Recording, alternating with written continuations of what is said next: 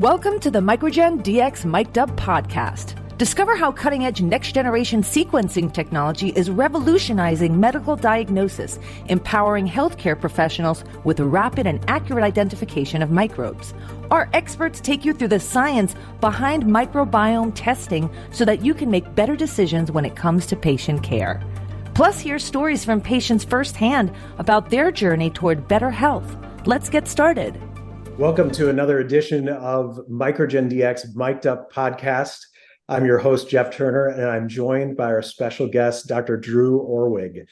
Dr. Orwig is a board-certified physician specializing in wound care, undersea, and hyperbaric medicine, and emergency medicine. She's been practicing wound and hyperbaric medicine at Corewell Health in Michigan and has served as the section chief for wound and hyperbaric medicine since 2017.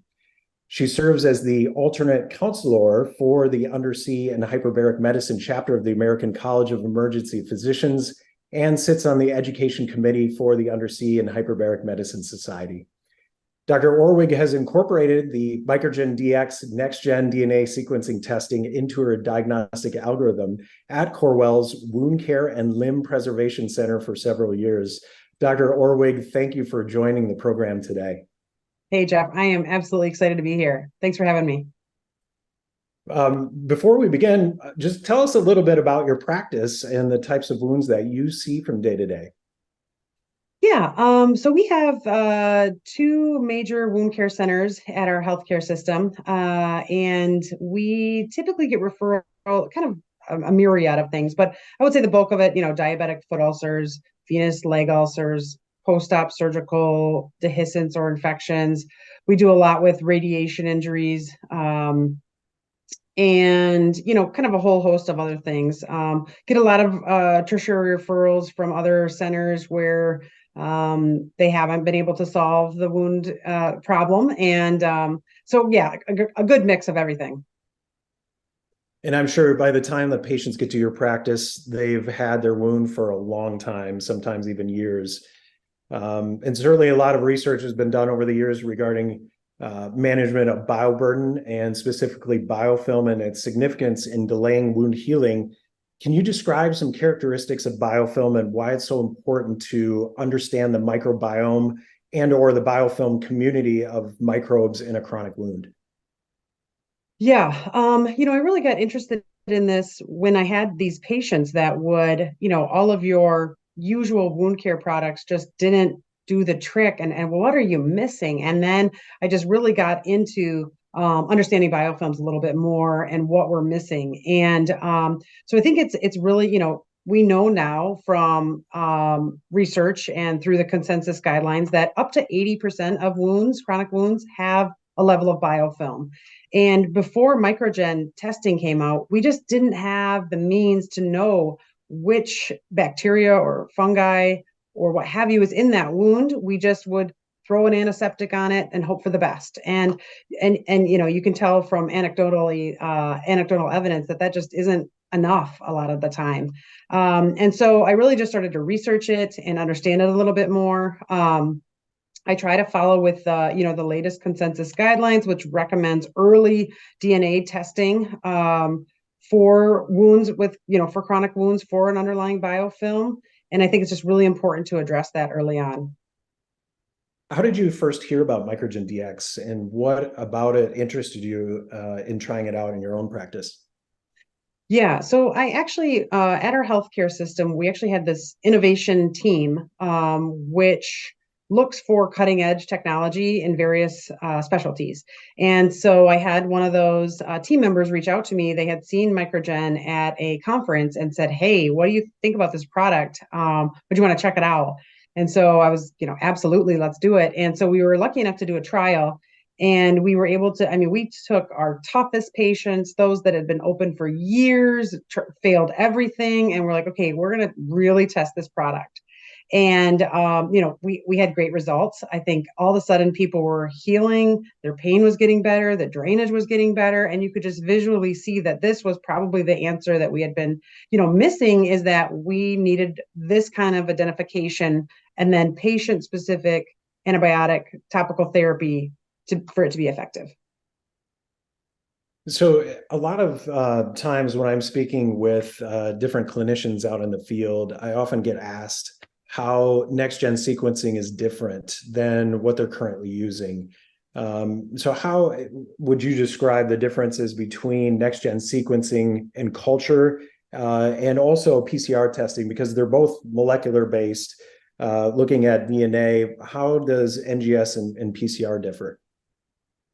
Yeah, so I mean, and wound culture is really the standard of care, but wound culture misses a lot of things, especially in a biofilm. Those quiescent bacteria that aren't metabolizing quick enough, they might not pick it up on the culture.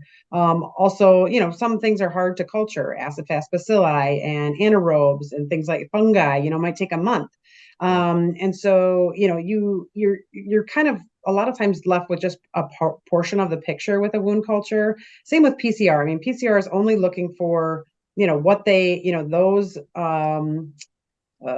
sequences that they have available. So there might be something in there that's not part of the PCR, database, if you will. And that's the thing that really stands out with MicroGen is it's able to really like comprehensively assess everything in the wound. So right now, the hot topic in wound care is that earlier this week, three of the Medicare regions, CGS, First Coast, and Novitas, have put out updated LCD policies that go into effect next month in September 2023 that limit the applications of skin substitutes or CTPs to a maximum of 4 over a period of 12 weeks. They actually cut out a lot of approved CTPs as well. And there's more emphasis on wound healing progression between the applications as well, whereby if a wound doesn't improve after one graft application, applying another graft is not justified. And there's a lot more emphasis on documentation and taking the appropriate steps to account for other medical conditions that, if they're not addressed, can really decrease the efficacy of the graft.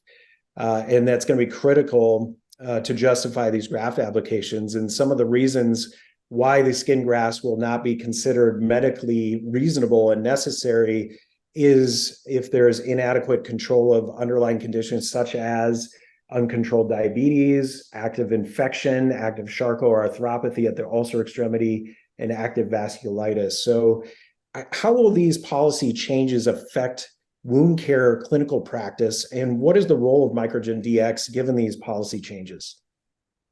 Yeah, I mean, I think wound care providers are going to have to be much more selective with who they apply these skin substitutes on. You really need to optimize the environment, which is kind of what CMS is calling for. You can't just just throw it at the wound because nothing else has worked. I mean, you need to make sure that you have a good wound bed. And a lot of these wounds, again, haven't healed because they have some kind of chronic biofilm that's not addressed. So I think the ability to at least do this test before you go to that next step. And if nothing grows out, perfect, you're good. There's good granulation tissue, everything else is controlled, do it.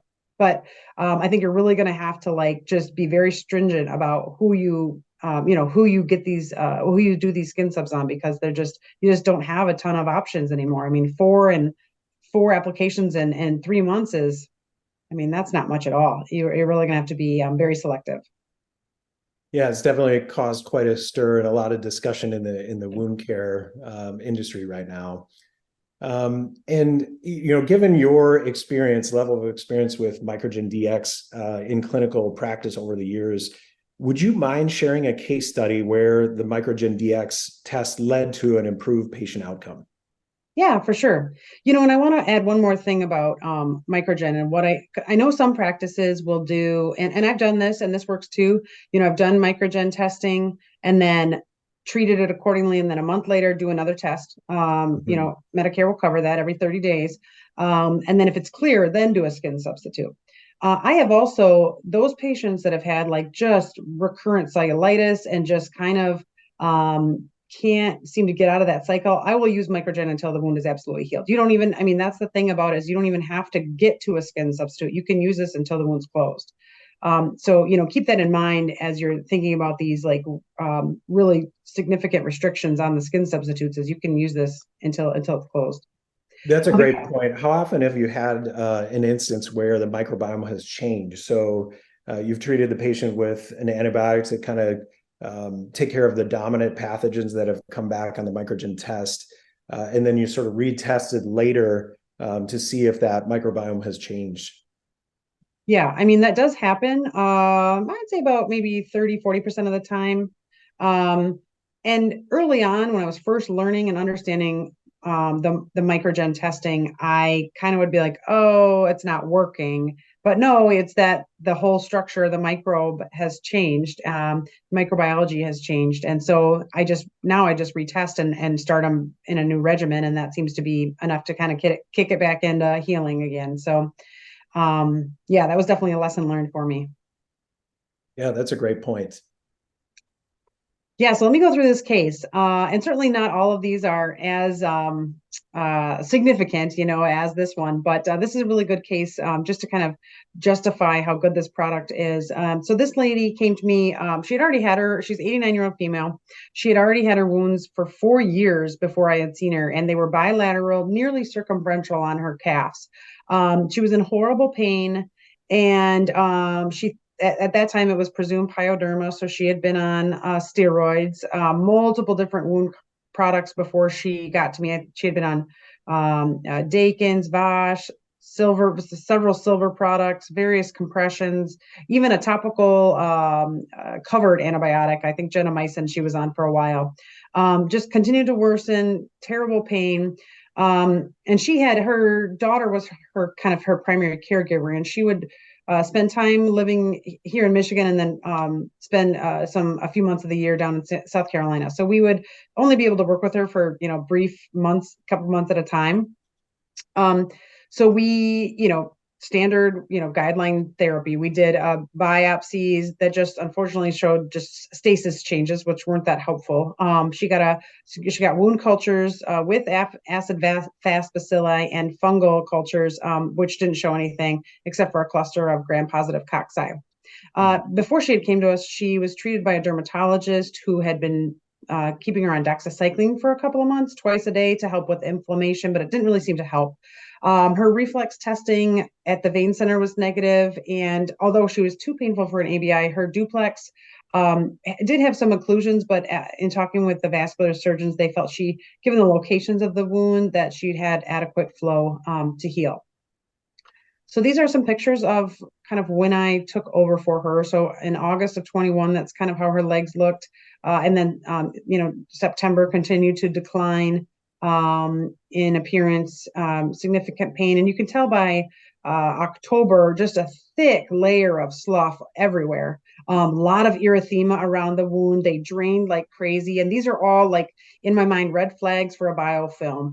And so we did testing after, again, trying all of our standard wound components, and nothing helped. And in November did the microgen testing, and she had a predominance of Pseudomonas and had a couple other bacteria in there but much lower levels. And one thing I didn't mention earlier is you might get a whole level of 5 to 10 bacteria in the wound, but you really need to focus on, there's typically one, maybe two big players that are kind of dominating the biofilm scene, if you will. And those are the ones you really want to focus on. Those more dormant ones, those sometimes will be more of a player if, again, if the wound stalls out. So now you've addressed the big players, and now these other quiescent ones start to kind of proliferate. And then that's when you need to maybe change your course a little bit. So we did this testing. We started her on the topical antibiotic regimen that our local pharmacy recommended, and that is mixed with a lipogel. And that lipogel helps to just really penetrate down through the biofilm and into the healthy tissue, because we know with biofilms that the microbes live even a couple millimeters under the bottom of the wound bed. So you really need to be able to address not just what you see, but even a couple of millimeters deeper. And that's kind of the point of the lipogel. So we started her on this regimen. And then the other thing is you want to put an absorbing something, an alginate or something like that over top. You want to suck out all that drainage, because that's like, food for bacteria. So we did that regimen, and you could tell, you can see from these pictures that erythema starts to go down, her granulation tissue starts to increase, and her pain starts to improve. And those are like all indicators that things are kind of headed in the right trajectory. You can see that granulation tissue is starting to come out underneath this slough. And again, frequent debridements, which are always key for any biofilm. And then you get your topical antibiotic regimen right back on the wound, and do that every day. And then, 1 to 2 week debridements. And then she just kept improving. And then few months later, she started to stall out. And so we retested, and you can see now that the microbial matrix has changed. Now it's predominantly staph epidermis. So we had to change our route a little bit. So we got her a new regimen, and she just continued to improve. And then she moved to South Carolina, and but was kind enough to come back a few months later. And you can see what fantastic results. Granted, I mean, with how large they were, it took a long time. But now she's almost essentially, her right leg was completely healed. Her left leg had a very small ulcer that remained. And actually, she just came back this week again. And this last little ulcer is almost healed. So really lucky. I mean, I think she had very few other options left at her disposal except for this regimen. So, and she is so very grateful to have her legs and to be pain-free, and just a really great outcome for her. That's a great case study, Dr. Orwig. Thank you for sharing that. Yeah. What would you say to somebody that's just never heard of MicroGenDX before? What are your You mean as a patient? closing thoughts? Yeah. Yeah, I mean, I kind of describe it as just a way to get a full assessment of the wound, where, some of our local labs don't necessarily always tell the whole story. So it's just one way to get maybe a whole assessment, and maybe we're missing stuff in other ways, with tissue path, which doesn't always help, and wound cultures, which certainly don't always help. So I think, I certainly don't do it on everybody, but you'll know the patients that need this. They've tried everything else, and or they're just kind of getting worse with your standard wound care, and you need to reach for something else that's going to be more effective. A lot of patients will also ask, does my insurance cover this? Yeah, that's a good question. So Medicare does. Some commercial insurances will. Out-of-pocket cost is $249. But, I think the biggest thing is you got to focus on is like high-level, long-term gains. So this could potentially heal your wound versus going to the wound clinic for months or years on end. So ultimately, it's really a cost savings. It's a little bit more upfront, but it really will, change these patients' course and get them healed up. So that's great. Well, that's all the time that we have for today. We'll be joining Dr. Orwig again in the future to review some more cases and hot topics regarding wound care diagnostics. And I just want to let you know, I've been in the wound care field for many years. And for all of the wound care physicians, nurse practitioners, physician assistants, WOCNs, infection control nurses, MAs, program directors, HBO techs, you are special people with a lot of compassion and big hearts. And on behalf of MicroGenDX, we thank you for the care that you give to patients in need. Until next time, be well, and thanks for joining.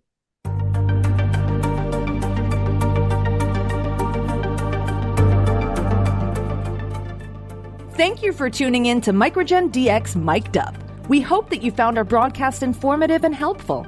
If you have any questions or would like to learn more about our services, please visit our website at microgendx.com. Power up your precision with MicroGenDX testing, the key to accurate diagnostics and personalized treatments. Until next time, this is MicroGenDX Mic'd Up signing off.